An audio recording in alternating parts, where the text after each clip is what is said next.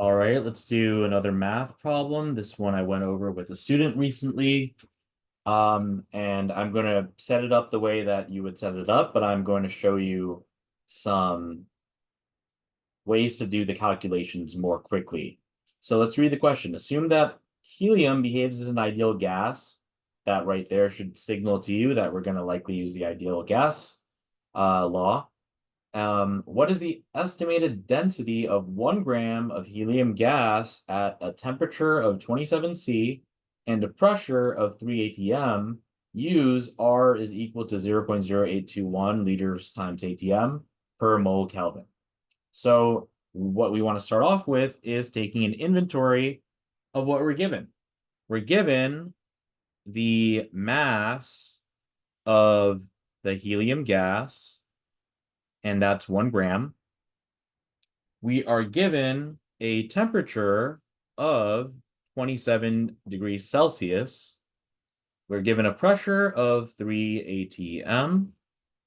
We are given R, which is 0.0821 liters times atm over moles times Kelvin. Now, right away, since I know that we're going to be using that ideal gas constant, that constant has a Kelvin value in it.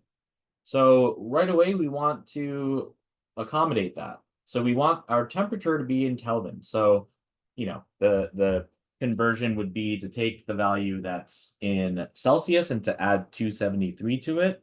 So this should be roughly 300 Kelvin. Okay. Now, what are they asking us? They are asking us, what is the estimated density of 1 gram of helium gas? Okay, what's the formula for density? Mass over volume, right? So to find density, we are already given mass, but we need to solve for volume. And then we do that by taking the other values that are given to us and putting them into the ideal gas law. So that's PV equals nRT, right? And, oh, I should have also stated that. So N is the number of moles of helium. And that's a simple calculation, right? If we're given the mass of helium and we want to figure out the moles of helium, we just use the molar mass or the gram formula mass, that conversion factor. So we know, so that would mean that we take 1 gram of helium gas, we multiply it by, so in 1 mole of helium gas, you can use your periodic table, but it's 4 grams. So 4 grams of helium is 1 mole of helium. So, and if we multiply this, the grams of helium cancel. So we have our answer as 1/4 moles of helium. And sure, you can convert that into 0.25 moles of helium, but I'll show you why fractions are superior. Now, we can then rearrange the ideal gas law to solve for volume.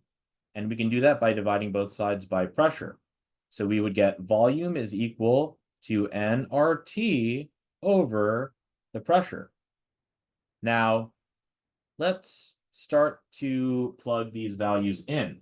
Now, a really special shortcut or trick that I can show you is this value here is equal to 1/12.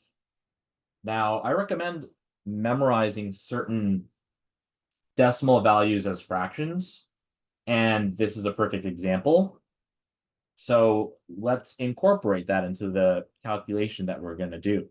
So I'm going to plug these values in. So for the n here, I'm going to use 1/4. 1/4 moles of helium. That's the n. The r will be the 0.0821, but I'm going to use 1/12.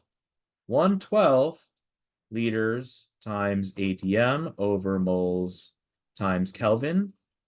And then we're going to multiply it by the temperature, which is 300 Kelvin. Now we want to also divide by the pressure of 3 atm. Now, dividing is the same thing as multiplying by the reciprocal of that number. So instead of dividing it by the 3 atm, I'm going to multiply it by 1 over 3 atm. So that's times 1 over 3 atm. Now let's, multiply this out. And you'll start to see why using the fractions will really help. So first of all, this 3 can go into the 300 100 times, okay? The 4 can go into the 100 25 times. And the 12 can go into the 25 2 times, roughly speaking. Okay? So our volume equates to 2 liters. That was a very easy and quick calculation that did not even require us to round.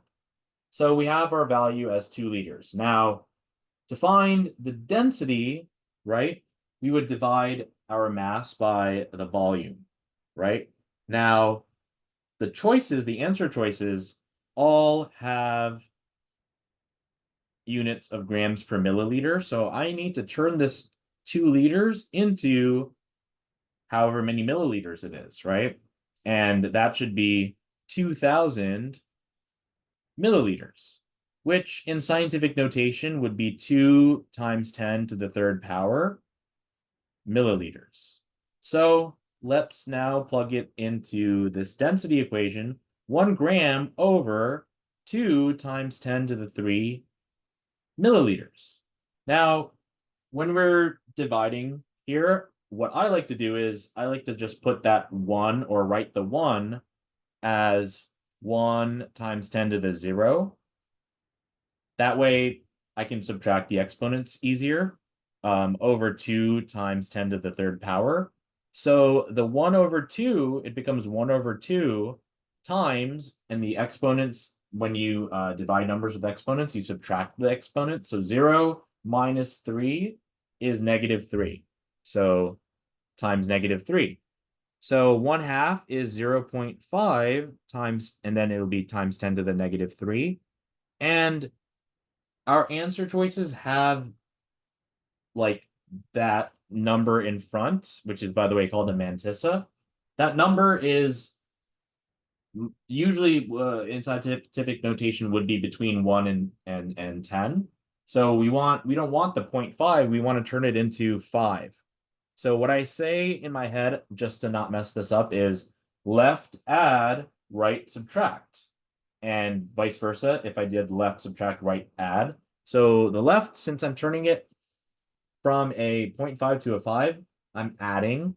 So this would be a 5. And on the right, I'm going to subtract by 1 to get -4 grams per milliliters. And that's choice B over here. So once again, fractions, best way to do the math. Hope this was helpful.